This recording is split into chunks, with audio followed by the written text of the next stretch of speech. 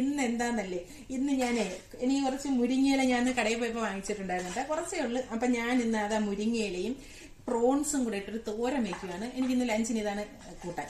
അപ്പം അത് വെക്കാം. പ്രോൺസ് എന്ന് പറഞ്ഞാൽ രണ്ട് പ്രോൺസുകൾ, വലിയ പ്രോൺസ് തന്നെ. ഞാൻ 12 പ്രോൺസ് 200 രൂപ കൊടുത്ത് മേടിച്ചാണ്. അപ്പൊ നമുക്ക് ഒരുപാടിട്ട് വെക്കാൻ പറ്റത്തില്ല, പൊന്നും വിലയാണ്. അപ്പൊ 2 പ്രോൺസ് എടുത്ത് അത് ഞാൻ ചെറുതായിട്ട് കട്ട് ചെയ്ത് വെച്ചിരിക്കുകയാണ്.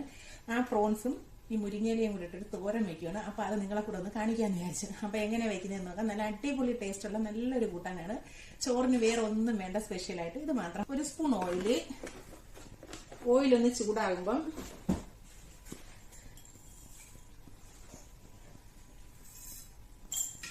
ഞാൻ ഒരു പ്രോൺസ് ഒരു 4 കട്ട് ചെയ്തിട്ടുണ്ട്. അതിനും വേണ്ടി അത്രയ്ക്ക് വലിയ പ്രോൺസ് ആയിരുന്നു.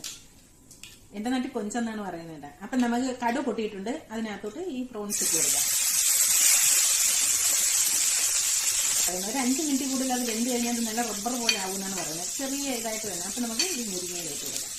ഞാൻ കഴുകി വൃത്തിയാക്കി വെച്ചിരിക്കുന്നതാണ്.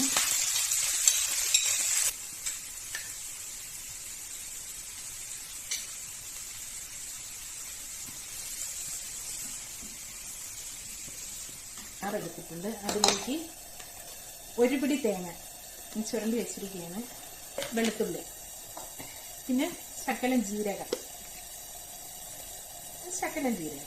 മുളകാണ്. മുരിങ്ങയിലേക്കൊക്കെ വറ്റൽമുളകല്ലേ അരയ്ക്കുന്നത്. അപ്പോഴും ഞാൻ എൻ്റെ അടുത്ത് വറ്റൽമുളക് ഇല്ല, ഞാൻ അതിന് പകരം വറ്റൽമുളകിന്റെ പൊടിയാണ് ചേർക്കുന്നത്. ശകലം പൊടി ചേർത്തവരുണ്ട്, ഞാൻ എന്തായാലും ചേർക്കുവാണ്. ഇലയ്ക്കൊക്കെ മഞ്ഞപ്പൊടി ചേർക്കുന്നത് നല്ലതാണ്. ഞാനിതൊന്ന് കൃമായിട്ടുണ്ടൊക്കെ.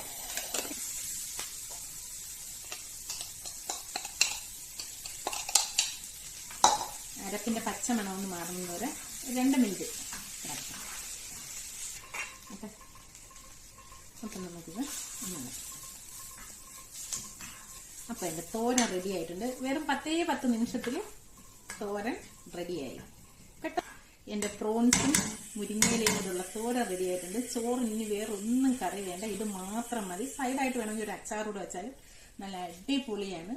സൂപ്പർ ടേസ്റ്റ് ആണ്. എല്ലാം കൊണ്ട് നല്ലതാണ്. ഞാനൊന്ന് ടേസ്റ്റ് നോക്കട്ടെ.